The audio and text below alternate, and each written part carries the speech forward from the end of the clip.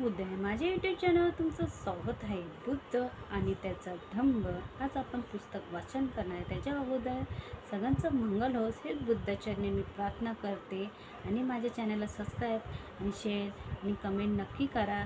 आणि आज आपण बुद्ध आणि त्याचा धम्म हा दुसरा भाग आज आपण वाचन करणार आहे. दुसऱ्या भागामधला दुसरा भाग आपण वाचन करणार आहे. चला आपण स्टार्ट करूया. दुसऱ्या भागामधला दुसरा भाग. चला आता दुसऱ्या भागामध्ये काय लिहिले ते बघूया.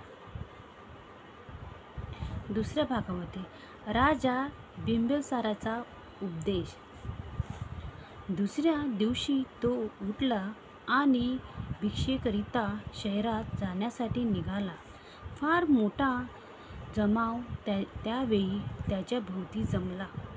त्यावेळी मगधपती श्री बिंबिसार या राजाने राजवाड्यात बाहेर लोकांचा तो प्रचंड जनसमुदाय पाहिला आणि त्यांनी हे एवढे लोक जमण्याच्या कारण काय याची विचारणा केली.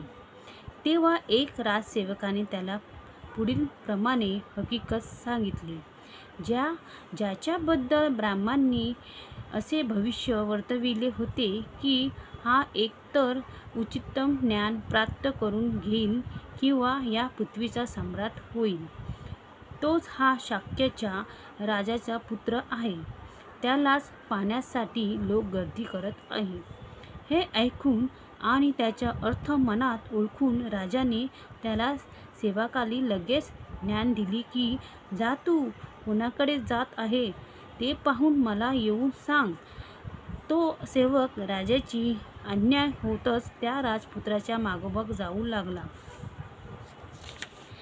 स्त्री नेत्रांनी आपल्या पुढील केवळ झोखंडभर अंतरापर्यंत पाहत शरीराचे अवयव आणि मनात भरकटणारे विचार हातात ठेवून तो ह्याच्या कष्टीचे सावकाश आणि मोजून पावले टाकीत हळू आवाजात भिक्षा मागत चाललेला होता.